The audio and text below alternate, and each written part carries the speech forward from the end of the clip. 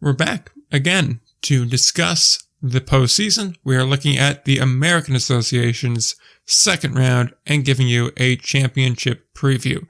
So we'll jump right on into this with the Kane County Cougars series against the Chicago Dogs. And that series was a fun one here. Both association series actually were fun, but this one in particular I thought had a nice little mix of offense, of defense, and of a back and forth flair that we didn't necessarily get in the Fargo Sioux City series. So we look off in game number 1. It starts off and it's fairly lopsided fairly early on. Kane County opens the scoring early. They put up 3 in their half of the first, 4 in their half of the second, and from there the Dogs are playing catch up all night. They do put up 3 runs, 1 run in consecutive innings, second, third, and fourth innings. So it did look a little bit better. They're trailing 4 most of the way home. However, in the 6th and in the 8th, the Cougars tack on. Ash gets the win, looks very strong. Nedro gets the loss, doesn't look very strong. Pridgeon didn't do too much otherwise. Really no one on the Dogs staff had a day worth remembering. Offensively, Hopkins comes through for Chicago, but that's about it. And looking at Kane County's side, just about everybody did well. Everybody reached base at least once. And of course, Todd Lott showing up, a grand slam of things. Really just the kind of offensive output you dream of having in the postseason. So pressure is shifting a little bit to Chicago, but they do have home field. So going back to Rosemont, down 2, Wall, back is against the wall. It isn't hopeless. However, they are looking to tie things up, and they start off strong with 5 in their half of the first inning. They wouldn't get any more runs after that, but they wouldn't need any more. A small hiccup in the third, surrendering 3 runs, but outside of that, they do just fine. Jacob Teeter and Clark both come through with home runs of their own to match a Josh Allen 3-run shot.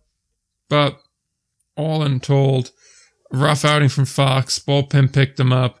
Lacey comes through with not the best showing of a start, but Braithwaite definitely picked them up. 4 and a third from him, scoreless.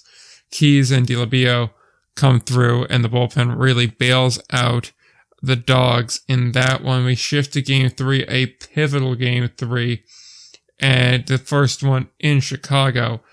And it is a little more of a back and forth affair. No real meaningful action going on until the 5th inning. At this point, you have a Dogs team that's up by 3. They trade runs in that 5th inning, which is why it's meaningful, because we go into the 7th now. And it's a game where Dogs are still up by 3. They're cruising at this point. Miller's been having a good start. Chris Mazza, again, not a characteristic start from him, but one where he didn't get them out of the game, if that makes sense, on the Kane County side of things. And then things go really, really wrong. A base hit, then another base hit, then you have a walk, and now it's a bases loaded situation. Brady Miller's out of this game for J.C. Keys to try and close it down. Keep in mind, it's a bases loaded, no out situation here, so you escape with only 1 or 2 runs, still having a lead is really the most optimal situation here. And, well, that goes south real quick with Zane's playing double to score 2. Another walk to put a guy on. They do get Allen on strikes. However, it doesn't do enough. Another run will score. Keys eventually comes out of this game, only for a 4-run shot by Todd Lott to put this one, a 7-run 7th inning, puts this one firmly in the control of the Cougars. It would make it an 8-4 game. They tack 1 more on in the 9th, and that would be that. Kane County looks to be cruising at this point. They just need to win 1 more game to advance. However, Chicago has shown that they can battle back against adversity, and they do just that. In game number 4, they give up an early lead in the 3rd, 2 runs. They get it back in the 4th, pick up 3 of their own, add 2 more on the 7th, small scare in the 8th, but it's another 5-3 game. Ironically, another Josh Allen home run in a losing effort, but Chance Sisco and Dusty Strobel do respond with their own home runs. Davidson doesn't go for a long time, but he does just enough. Lacey, Braithwaite, Keys, DiLabio all come through. Keys a good bounce back outing from him. And Kane County now is in a position where they are staring down their own elimination. It is a winner-take-all Game 5. And for as much as I'd love to build up the dramatics in this one here, there really wasn't much of it. Kane County got an early lead. They would go up by 3 in the second. Chicago, to their credit, would answer, but that would be the only runs they would get, breaking a 3-3 scoreless tie in the third. Kane County goes up by 2, then they go up by 3 in the 5th, and then they go up by 5 in the 6th, and they tack on another couple to finish this one 10-3. Good outings from just about everybody on that Kane County batting side. If you played and got an at-bat, you got on base, essentially. Except for Spin, he did not. He went 0 for 5, but everybody else either got a hit or they got a walk, and just about everybody got an RBI too. Well, on the flip side, there were some strong efforts at the plate from Chicago. Let's not get that confused. Cusack got a pair of hits. Same thing with Williams and Teeter and Strope, but the problem is they are just about the only ones performing today. Nothing really forming up there. Baker does not good. Pridgeon, again, not a good start. Lynn, not good. Everybody's giving up runs at this point, and going against Connor Ash is always an intimidating task, and Ash certainly answered after one bad inning. Kane County does advance to the final, and we will see how that shakes out. But first, we need to take a look at the West, and how the West was won could be described by the Sioux Falls Canaries as they opened up this series with some dramatics. Now, they lost Game 1 off of a walk-off single by Jose Sermo, but it was a 2-1 game. Just no real offense from a very strong offensive team on only 2 hits, so really not much in the way of offense going there. But the fact that they could hang pitching-wise, Brown certainly showed up and showed out for that. And obviously Fargo doing what they needed to do and got the job done there. So not too much to really go into depth on here, outside of just a tremendous pitcher still there. That would change in Game 2. Those Canary bats would certainly wake up to the tune of 9 runs in a 3-inning stretch. The third, the fourth, the fifth, 4-1-4. How that goes. Fargo gets a respectable 2 runs in the 8th to keep the shutout at bay. However, that's all they would really get. Krieger, not really the start he was looking for, and Johnson not able to bail him out either. So not a great look from that side there. But meanwhile, Matt Soltar just showed up and shoved with a 7-inning shutout performance from him. So a good effort there. Going to Game 3 now. So early on, it looked like a Canaries victory. 4 runs in the first, 3 runs in the third. They were up 7-2 early on, and we don't have much offense really coming the rest of the way. You get a token run in the 8th from the Redhawks, but they would be down 4 in their part of the 9th. Looking to close it out, they would send Charlie Hasty to the hill, who would not perform the way he needed to do. Jarius Richards would get a pinch hit at bat and would double before Fila would work a walk. Then Lamar Sparks, a base hit, would score Jarius Richards. Still having 2 on. They get Sermo to fly out.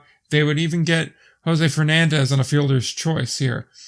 So there was only 2 on, second and first here, for Dylan Thomas, who answers the call, hits a 3-run shot, ties the game. It's definitely frustrating when you're just a batter away from taking a commanding lead in a series and now to be in a fight for your life. So we go to the 10th inning there, and they go down in order. Nothing really of note there. Well, Jarius Richards did get a base hit, but nothing real crazy going on in the top half of the 10th. Bottom half of the 10th, though, we find ourselves in a similar situation. 2 outs. Jordan Barth is at the plate here, and Jeans is in his 2nd inning of work. He has been cruising thus far and had a great playoff run as well. But Jordan Barth is still a threat. And to this point, he was 3 for 4. He was looking very strong. He had already scored 2 runs. He already driven in a run. And he would wind up going 4 for 5, and he'd have 3 runs. So you could guess what that means. A big-time home run wins this one, puts the Canaries on top, and the bats come through for this Canaries team, which would send us to game number 4. Fargo would again find themselves in a tight one, and this would be a pitcher's duel again.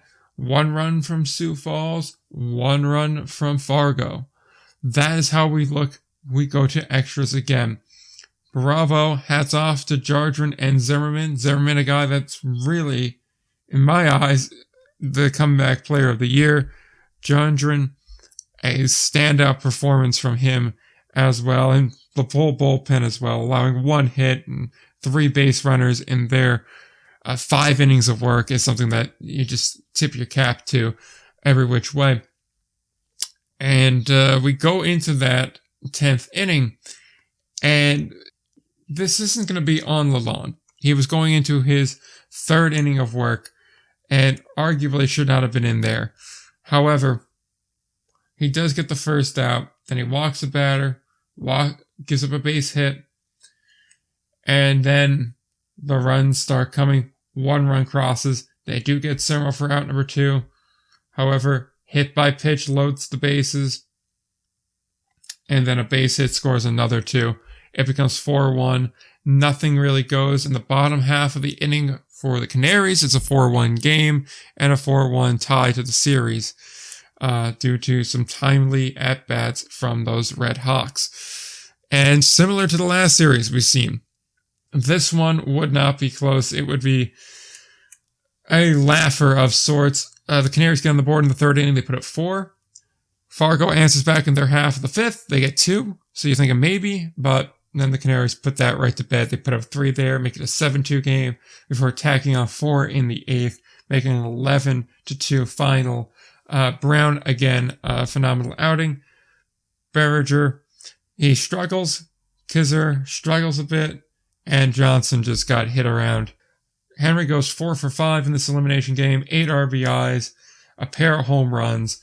He is the prohibitive frontrunner for the player of the postseason should the Canaries pull it out. And that brings us to our championship matchup here. We have Kane County, we have Sioux Falls, and we have 2 games already in the books. We have game number 2 of this Miles Wolff Cup final underway as we speak here, so we don't know the outcome as I record here. However, the Canaries did drop game 1 in walk-off fashion to those Cougars, and as of now is the top of the 5th, and the Canaries are up 4-1, but we just went over why that isn't always the safest of positions to be in. So I will say this much.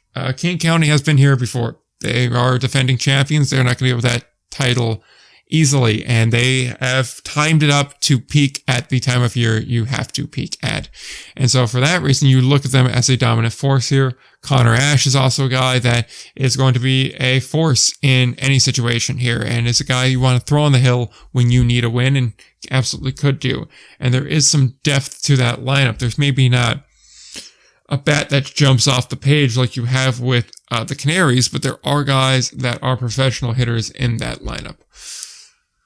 The counter is obviously you have the Canaries, a team that gets by on offense, and their pitching has been coming around as of late. And if you could just get a couple of good starts, you feel really good. And that lineup is just so deep. Guys like Ray Walt, guys like Barth, guys like Henry are your big money pieces in there. But there's plenty of other guys. Estrada's a dude that you will have heard us talk about in the bonus pod that just dropped, or will be dropping shortly, depending on when this drops. He's a player of the year, and he is a guy that gets on base a lot. He hits very well, too. So there's a lot going on with that. I would say as of right now, I lean Sioux Falls. I lean them in 4 or 5 games. I think that is where it winds up working out. I probably would say 5 with the benefit of knowing the first game outcome and where we're trending towards game 2. But I am certainly looking forward to seeing this series play out. So be sure to drop your final predictions in the comments and let us know where to go from here. You will see the Frontier League preview and recap coming up tomorrow, and you will see the Pioneer League one after that. So until we get to those, don't forget to play ball.